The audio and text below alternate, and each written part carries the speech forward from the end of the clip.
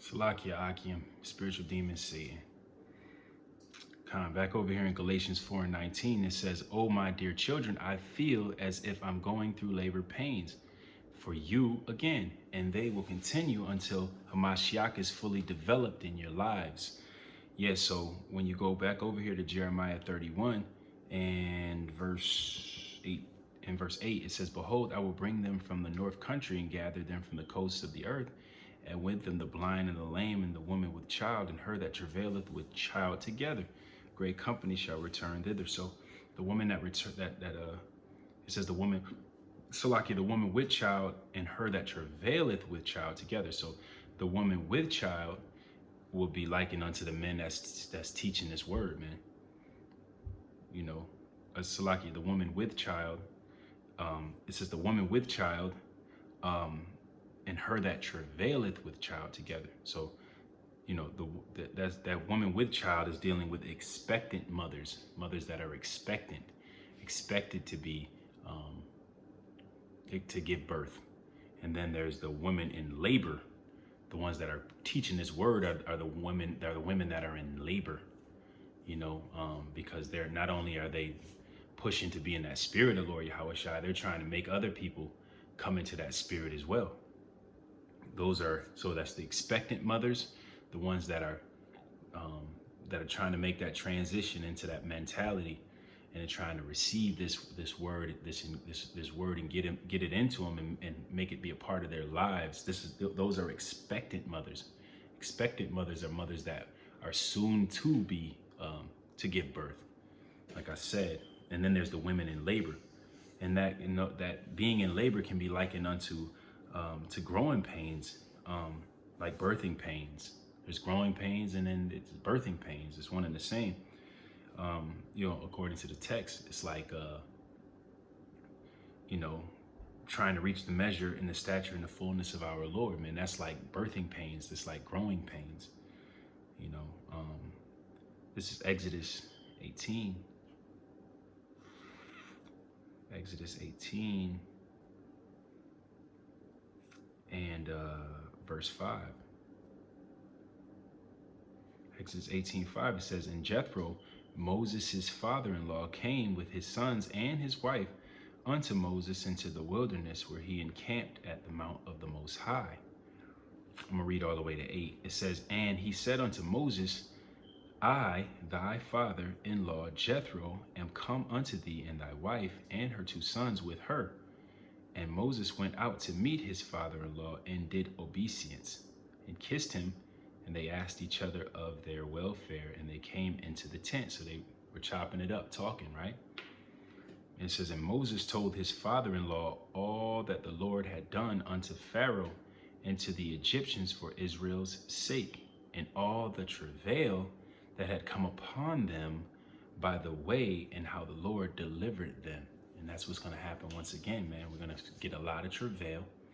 That woman is going to be, we're in spiritual Egypt now, and we're going to experience a lot of travail.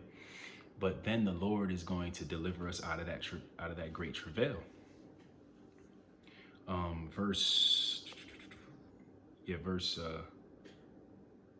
That was pretty much the point. So let me read it again, verse 8. "And Moses told his father-in-law all that the Lord had done unto Pharaoh and to the Egyptians." And the modern day Pharaoh, is those individuals that are in positions of power, man. You know what I mean? Those people that call the shots behind the scenes. Those are the modern day Pharaoh, and the elite banking families of the world. You know what I mean?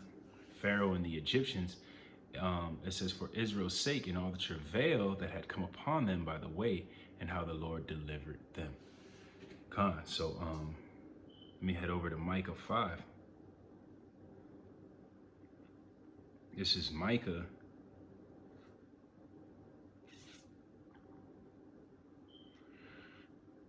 This is Micah 5 and verse 1. It says, "Now gather thyself in troops, O daughter of troops. He hath laid siege against us. They shall smite the judge of Israel with a rod upon the cheek." It says, but thou, Bethlehem, Ephratah, though thou be little among the thousands of Judah, yet out of thee shall he come forth unto me that is to be ruler in Israel. You know what I mean? That's dealing with Lord Yahweh Shai. It says, whose goings forth have been from of old, from everlasting. Verse 3, it says, therefore will he give them up unto the time Salakia, therefore shall he give them up until the time that she which travaileth hath brought forth. Then the remnant of his brethren shall return unto the children of Israel. You know what I mean? Matter of fact, I'm about to read that in the NLT. I'm sorry to do y'all like that, man.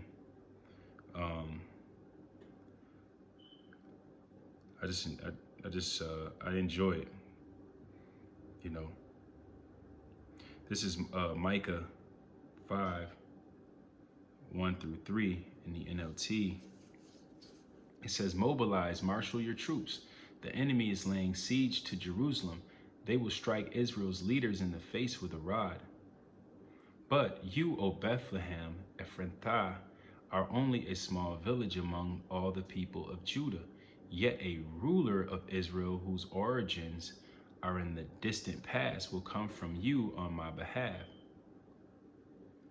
The people of Israel will be abandoned to their enemies until the woman in labor gives birth. And that we are that woman in labor yet once again. So Israel will be abandoned to our enemies. We're going to be abandoned, given into the hand of our enemies until we give birth. It says until the woman in labor gives birth. And we are that woman in labor once again. Then Paul tell you that we're laboring in the spirit of Lord Yahweh Shai until the spirit of Lord Yahweh Shai is manifested in you, until we all come into full stature of Lord Yahweh Shai. And then we're experiencing those growing pains until that comes to fruition. It says, then at last his fellow countrymen will return from exile to their own land. And that's what's going to end up happening, man. It says until that woman in labor gives birth. And this is fire. It says, then at last his fellow countrymen will return from exile to their own land. And we're going to return from exile, man. But for now, we're that woman in travail. We're labor. We're in like it says in that definition I brought out,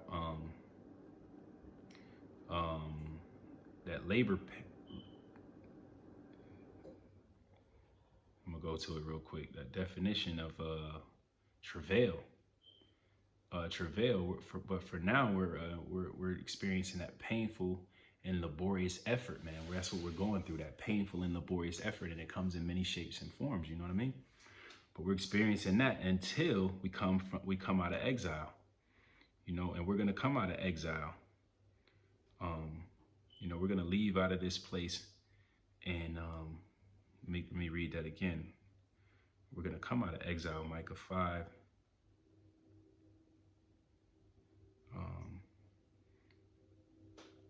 It says, the people of Israel will be abandoned to their enemies until the woman in labor gives birth. Then at last his fellow countrymen will return from exile to their own land. So this is beautiful. This is Luke. This is Luke 16. Luke 16 and verse 20. It reads, and there was a certain beggar named Lazarus, which was laid at his gate full of sores, and desiring to be fed with the crumbs which fell from the rich man's table. Moreover, the dogs came and licked his sores. And it came to pass that the beggar died and was carried by the angels into Abraham's bosom. The rich man also died and was buried.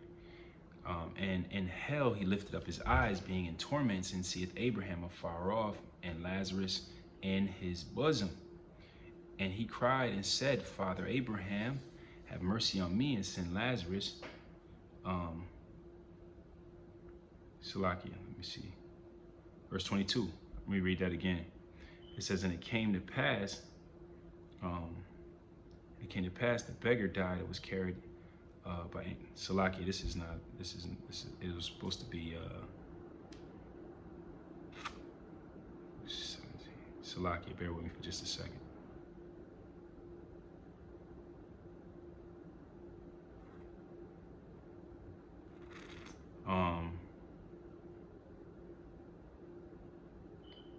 Bear with me for just a second.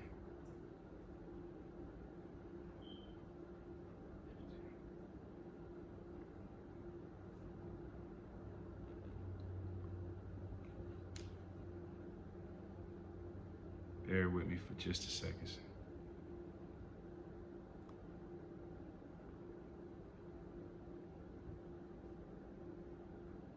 Um,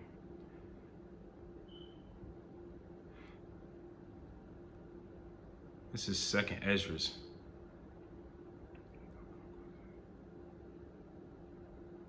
This is Second Esdras.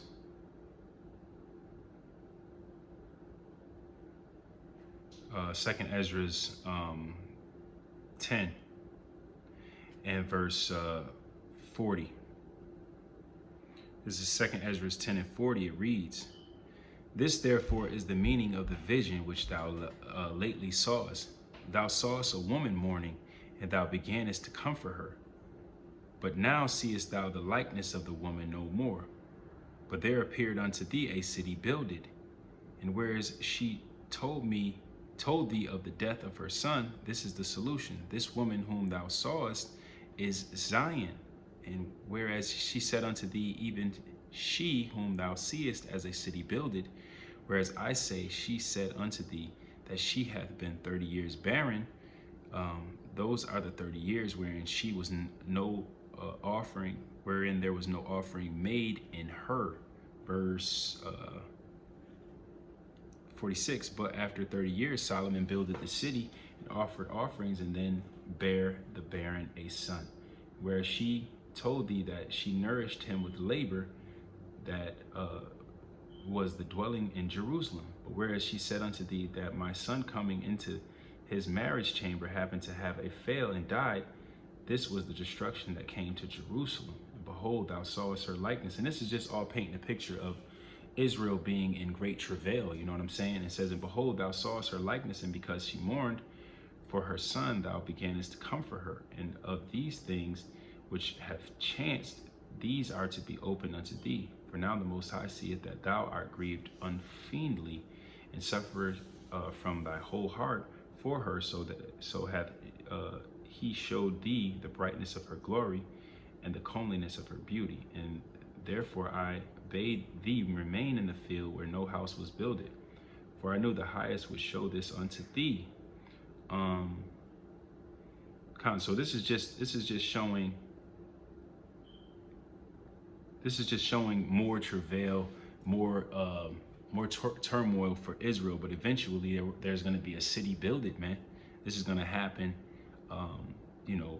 This is going to happen, after that great travail of Israel, man. Because it says here in verse 49, it says, "Behold, thou sawest her likeness, and because she mourned for her son, thou beganst to comfort her. And these things which have chanced, these are to be opened unto thee."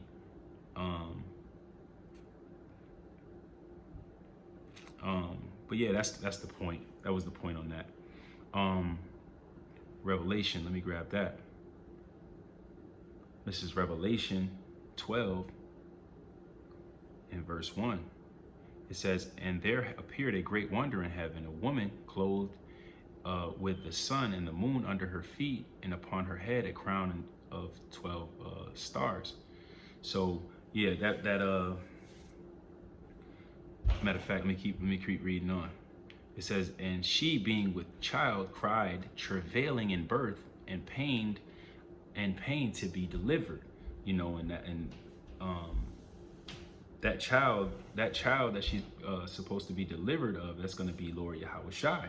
And that pain to be delivered is when Herod put a hit out on all the kids in Bethlehem, 2 years and under. Let me keep reading on. "And pain to be delivered." Matter of fact, let me jump to Genesis. And this can be likened onto what we're going through right now. Matter of fact, because we're that woman in travail with pains to be delivered. We're trying to deliver Lord Yahushai now, and we're going to be catching hell, man. We're going to be catching hell because we're trying to deliver Lord Yahushai within us. You know what I mean? So we're gonna have that painful and laborious effort, man. You know, um, this is Genesis 37.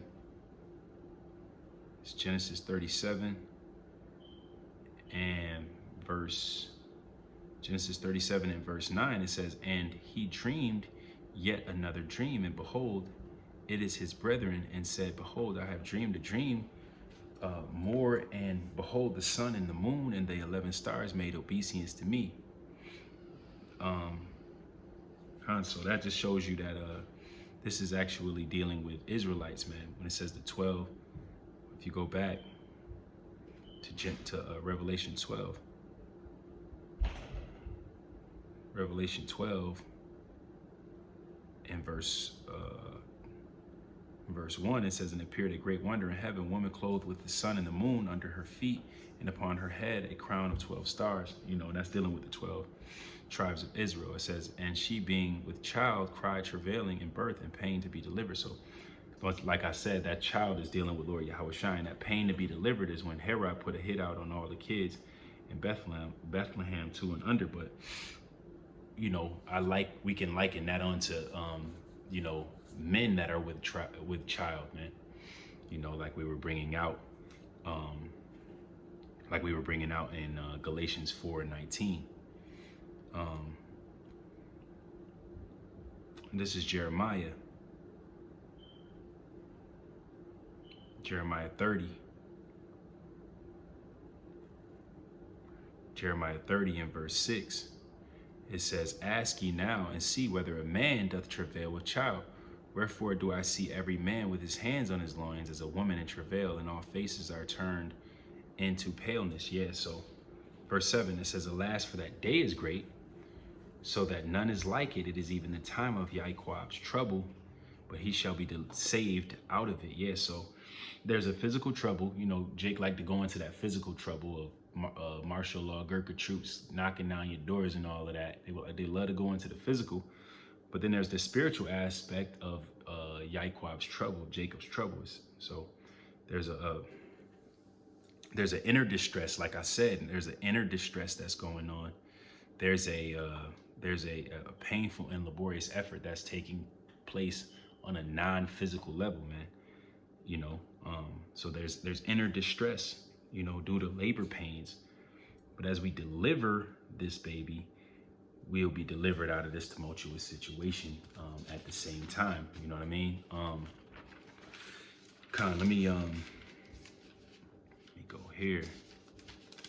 See that. Ooh. Yeah, so when you go into the words Jacob's trouble here, when you go into the words Jacob's trouble in Jeremiah 30 and 7, when you go into Jacob's trouble, that's going into straits, distress, trouble, vexers, and it goes into this.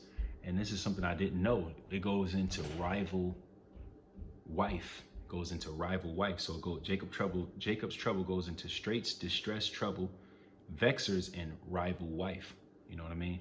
Then it also goes into tightness, figurative trouble, transitively. It says a female rival, adversary, adversity, affliction, anguish, distress, tribulation, and trouble.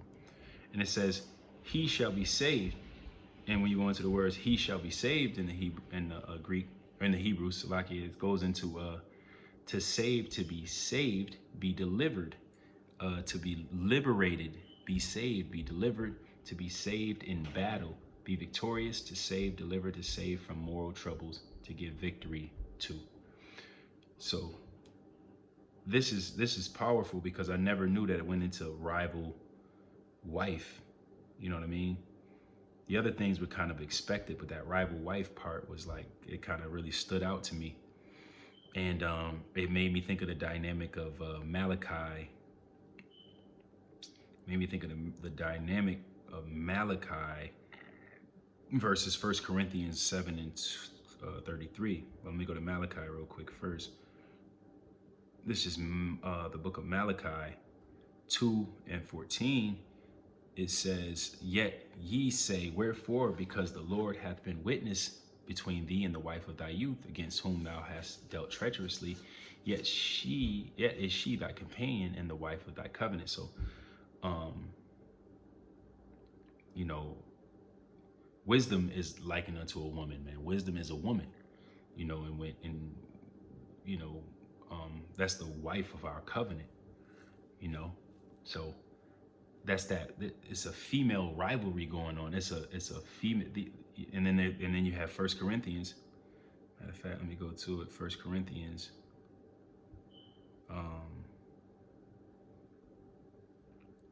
First Corinthians 7:33.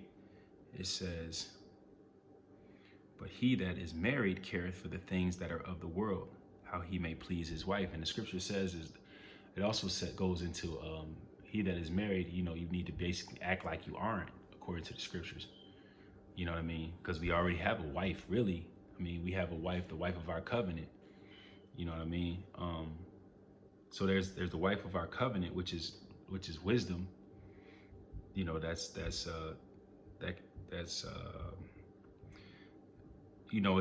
like a rivalry between the flesh and the spirit. And it even shows itself in that dynamic between Malachi 2:14 and 1 Corinthians 7:33. It's when you're married, you care for the things that are of the world. You're not supposed to have cares of this world. The cares of this world can choke the word out of you. So we have the wife of our covenant, then we have the cares of this world, which is we're married to women in this side. Then you care about the things of this world, how you may please his wife, but you're supposed to be pleasing the wife of your covenant. So there's a rivalry, a rival wife, and that's part of Jacob's trouble, that rival wife. That's one dynamic. And then there's another one that I thought was really interesting, but that's part of that distress, and that's part of that painful, laborious labor, and that's part of that woman being in travail. You know what I mean? That woman in travail. And another dynamic to it is we're betrothed to Hamashiach, we're betrothed to Lord Yahweh Shai. And just like other men are betrothed to Lord Yahweh Shai. And here's the kicker: we become rival wives in doctrine and preaching and in manner of life to men that are contrary to the things that Lord Yahweh Shai requires us to do. So that's another dynamic of a rival wife. Because what does it say in 2 Corinthians? This is 2 Corinthians 11 in verse 2. It says, "For I am jealous over you with godly jealousy, for I have espoused you to one husband, that I may present you as a chaste virgin to Hamashiach." So, like I was saying, we're betrothed to Hamashiach, and other men are too, but we become rival wives in our doctrine and preaching and manner of life, because some people they don't preach what Lord Yahweh Shai said preach. In verse 3 it says, "But I fear lest by any means, as the serpent beguiled Eve through his subtlety, so your mind should be corrupted by the simplicity that is in Hamashiach. For he that cometh preacheth another Yahweh Shai, whom we have not preached. So people, like I said, in our doctrine, in our preaching, in our manner of life, we become a different wife. You know what I'm saying? We become rival wives, and that's part of that trouble. We become rival wives.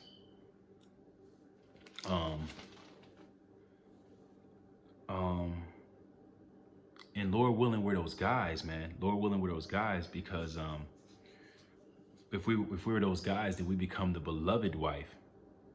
There's a rivalry between the beloved wife and the hated wife, because in Deuteronomy, and that's part of that woman in travail, because that's that laborious effort, man. It's a you're at odds. You know what I mean? That's that distress. This is Deuteronomy 21. It's Deuteronomy 21 in verse 15. It says, "If a man have two wives, one beloved and one another hated, and they have borne him children, both the beloved and the hated, and if the firstborn son be hers, that was hated." So the point that I'm making is that two wives, one can be beloved and one can be hated. And like I was saying, Lord willing, we're those guys, and Lord willing, we're the beloved wife.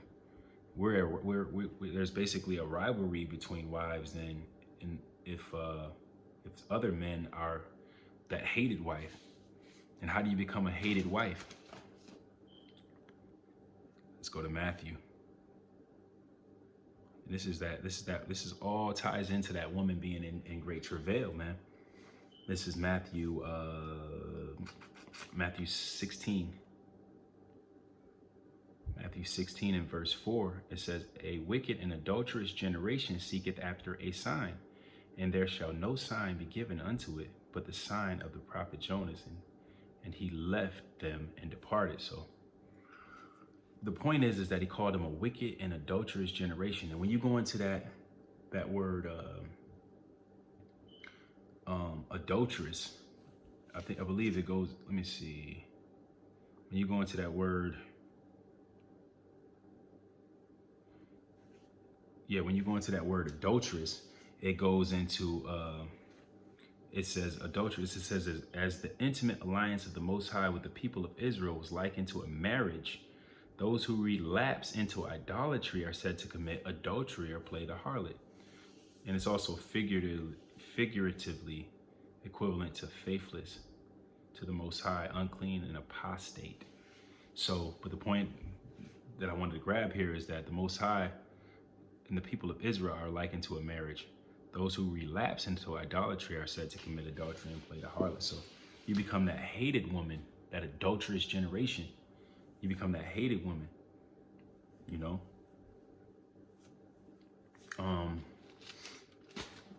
And then, you know, what the hated woman does, she brings forth children, right? This is wisdom.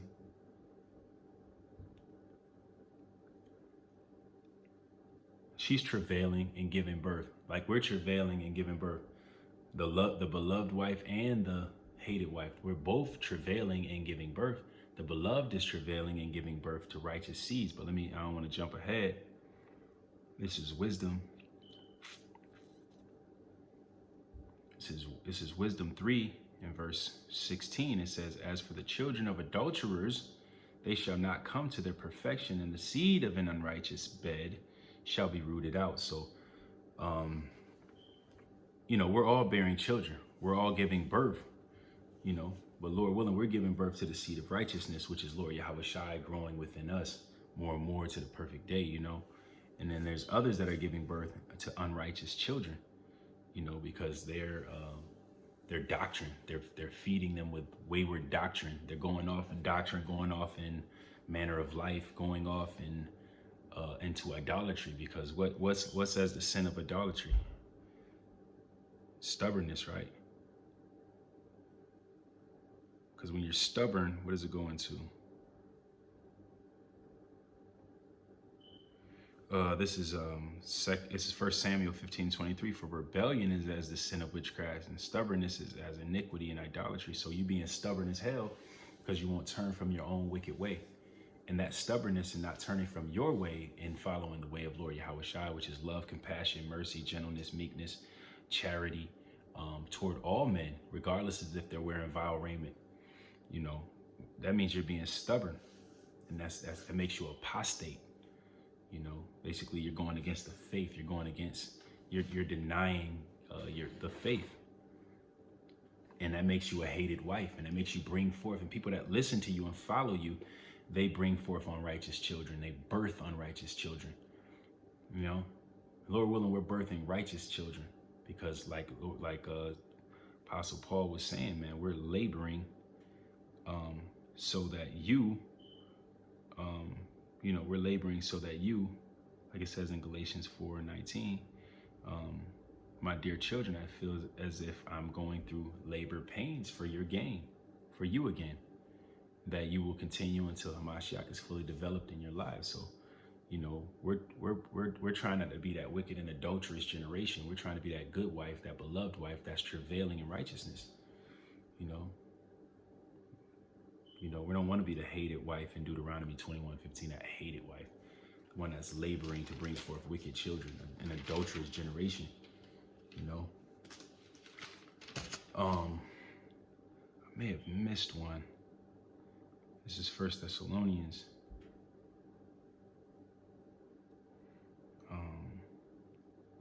2. 1 Thessalonians 2 and 9, for you remember, brethren, our labor and travail, for laboring night and day, because we would not be chargeable unto any of you. We preached unto you the gospel of Hamashiach. So yeah, we're laboring and we're travailing, man, for you. You know, day in and day out, Lord willing, the Most High is using us to do that, you know. Khan, that's all I have, man. Lord willing, this was edifying. I want to give all praises to Yahweh Bahashem, Yahweh Shai, Bahashem Rakakadash, double honors to the elders and apostles who rule well. Peace and salutations to the hopeful elect, and enough respect to the brothers that's laboring to be in the spirit that Lord Yahweh Shai came in. You know, keep pushing, man. The Most High is nourishing us with great travail, but on the other side is great rest. And there's a lot to be hopeful for, a lot to keep your head up about. Israel, stay hopeful, man. Keep praying, keep the faith, keep believing. Until next time, Shalom.